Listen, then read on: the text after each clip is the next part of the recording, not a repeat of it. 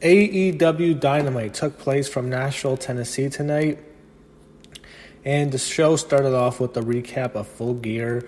And they ran down what happened on that show from Jericho, Cody, and Omega. Moxley, with those two in particular, were featured as the two main events were.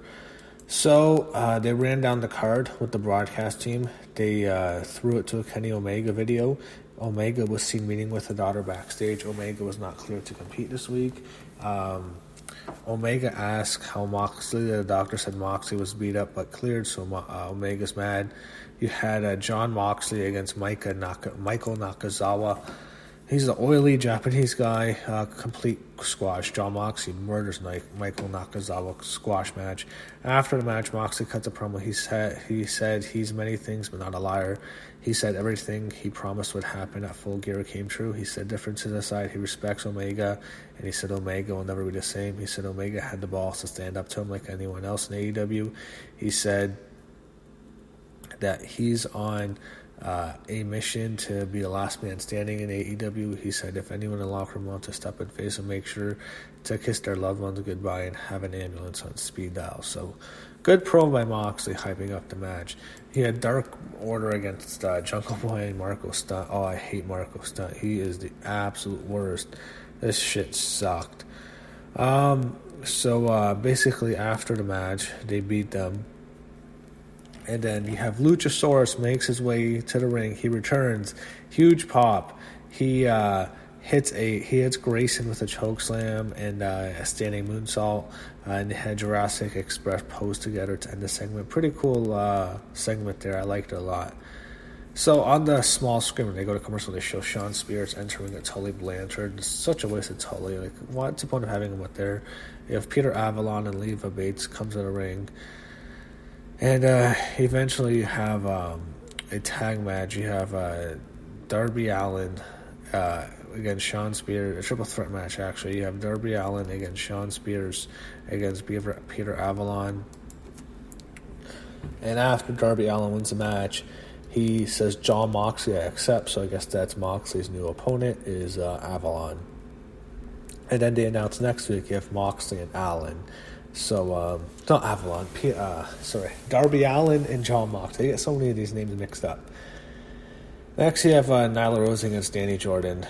This was pretty quick. And that's a fine opponent, a good guy for Moxley to beat next week. For Allin, going back to him, I was giving my thoughts on that. I say that's a good opponent. Anyway, going back to Nyla Rose and Danny Jordan, this was a squash match. They announced a medical update on Dustin Rhodes. They say he's still out 3 to 4 weeks away, but could resume in-ring training in 2 weeks. So I guess that means we'll see him in a month. Who cares if he's trained again? When's the next time we're going to see him? They did announce an AEW Dynamite dozen battle royale for next week's show. You have 12 competitors in the final 2 face-offs in the singles competition, and the winner receives a beautiful diamond ring, which is just stupid. Not into gimmick shit like that.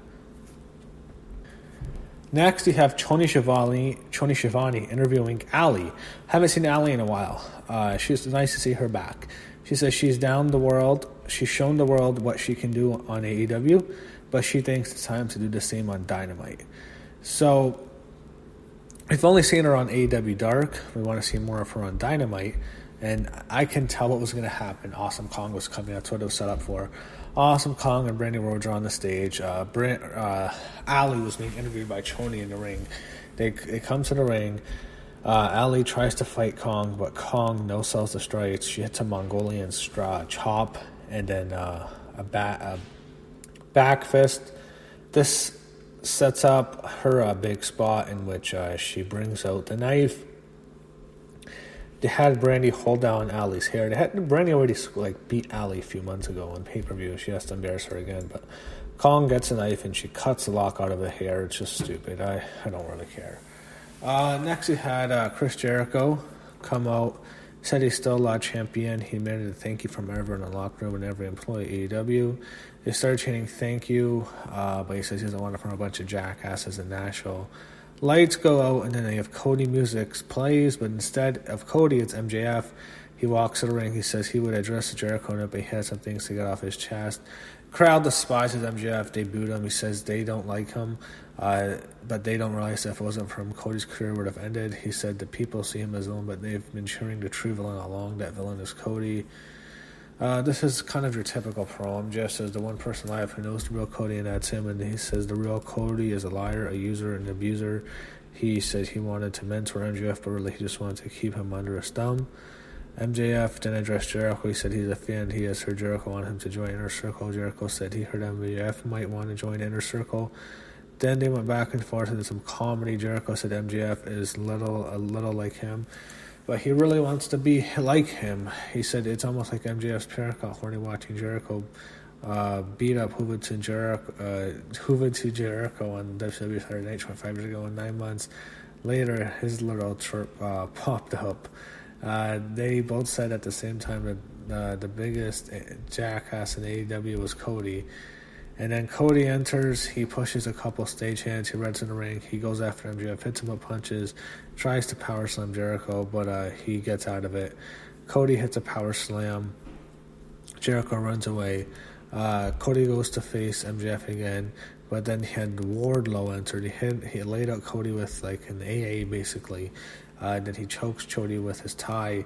Referees weren't down to make the save. Cody's helped to the back, so I guess he fights Wardlow next before he'll go to MJF. You had Pac against Hangman Page. Basically a rematch. This is a WWE thing. Just Hangman beat Pac at the Pac beats Hangman. I hate saying it, but that's a WWE move. Why have Hangman Page lose to Pac right after he beats him? Now the match at the pay-per-view means nothing. Now this is a match. They're still 1-1. I hate this. This is a WWE thing. It's a good matchup here. It wasn't as good a matchup they had at Full Gear, but it was what it was. Page hits the buckshot lariat. Pac kicks out. Pac hits a pair of jump kicks, and then Pac hit a series of stomps to the head. Then he hit the Black Arrow, and he used the Blue Riser for a submission.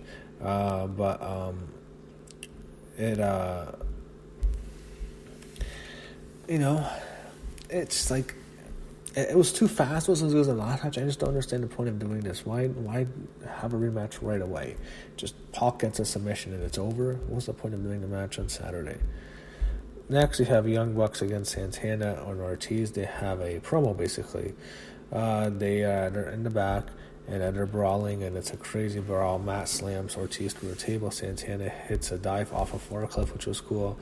Santana and Nick brawled into a bathroom. They kicked the door open, revealing Orange Cassidy, which was funny. Santana slowly closed the door, and the brawl continued through the commercial break.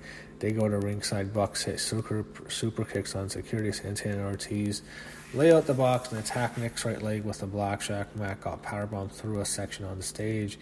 They have Brandon Cutler try to make the save, but he gets laid out. Private Party makes a save, and they eventually back off. So they announced Private Party against Santana and Ortiz next week. So Santana and Ortiz getting the best of the Young Bucks. So main events next. We have SCU.